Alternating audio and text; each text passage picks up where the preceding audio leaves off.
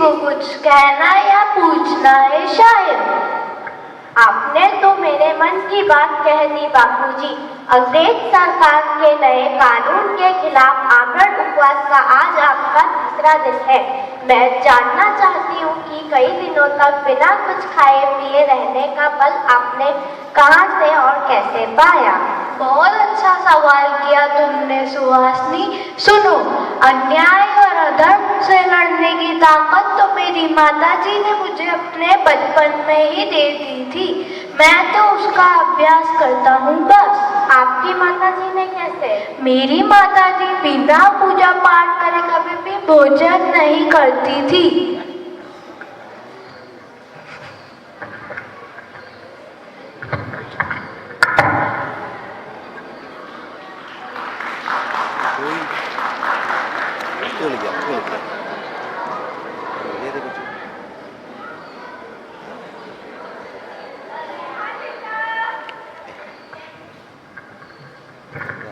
मोनिया, तुम्हारे खाने का समय हो गया है बेटा, चलो खाना खा लो। आपने खा लिया क्या? मेरा आज व्रत है। व्रत है? आपको तो बुखार जैसा लग रहा है। हल्का सा है, लेकिन उससे क्या? रोजाना मंदिर जाना, वर्ष के 4 महीनों में व्रत रखना, दिन में एक बार पूजन करना, बुखार आने पर भी व्रत नहीं छोड़ना, यह सब क्या है? यह सब मेरे लिए मामूली बात है बेटा। लेकिन कई दिनों तक आप भूख और प्यास को कैसे सह लेती है? भूख का संबंध पेट से नहीं, मन से है बेटा। अगर मन को खाने की चीजों से हटाकर अपने रोजाना की जरूरी कामों में लगाओगे तो वह खाने के पीछे भागना ही बंद कर देगी। यह तुम बड़े होकर खुद समझ जाओगे। इस वर्ष के 4 महीनों में आपका कौन सा व्रत है माँ? इस बार सूर्य के दर्शनों का व्रत रखा है। भोजन सूर्य के दर्शन कर ही करना है। और अगर उनके दर्शन नहीं होते हैं तो उपवास। कब से शुरू किया आपने यह उपवास? पिछले हफ्ते से। पिछले हफ्ते से? माता जी, यह पोरबंदर समुद्र का किनारा, ऊपर से चौमासा यानी बारिश का महीना, पिछले 3 दिनों से बादलों ने सूर्य को सामने ही नहीं आने दिया है। तो उपवास। भोजन तो सूर्य के दर्शन कर ही करना है। तब ठीक है, आज मैं भी सूर्य के दर्शन कर भोजन करूंगा। नहीं, थोड़े और बड़े हो जाओ, उसके बाद से यह व्रत रखना शुरू करना। अभी खाना खा लो। आप लोग खेलो, मैं खाना खाकर आता हूँ। ठीक है।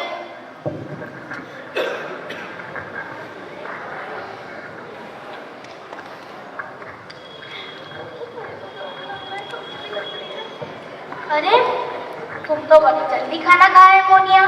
खाकर नहीं, छिपा कर आया हूँ। क्यों? पिछले 3 दिनों से माताजी ने कुछ नहीं खाया है।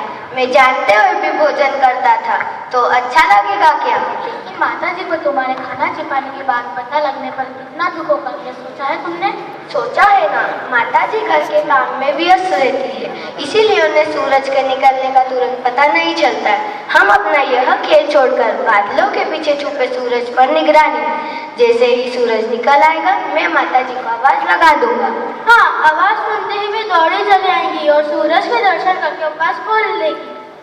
लेकिन समझ तो जाएगी ना कि मोनिया उनके साथ चालाकी करने लगा है। यह बहस छोड़ो और बादलों के पीछे छुपे सूरज पर निगरानी रखो।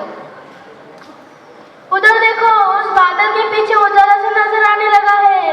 हाँ, काले बादल का पेट फाड़कर सूरज प्रकट होने ही वाला है। मोनिया, तो माताजी को आवाज लगा, घर से निकलकर यहाँ पहुँचने तक सूरज पूरी तरह आ चुका होगा। नहीं भाई, जब तक मैं अपनी आंखों से सूरज को निकलता हुआ नहीं देखूंगा, मैं माताजी को आवाज नहीं लगाऊंगा। वो इतनी सी सूरज की रोशनी देखकर नहीं मानेंगी। मोनिया, देख सूरज निकल आया, तो माताजी को आवाज लगा।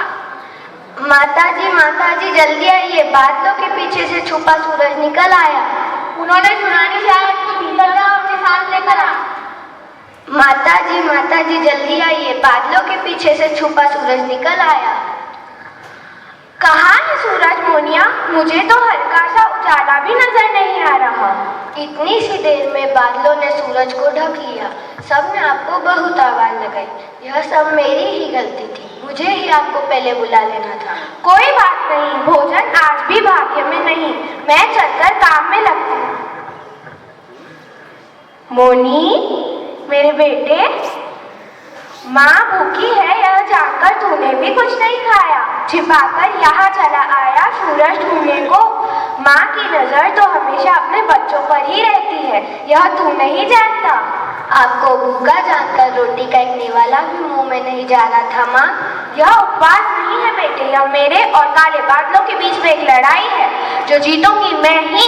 गुलामी की घटाएं जितना भी खेल है, आज नहीं तो कल आजादी का सूरज जरूर चमकेगा।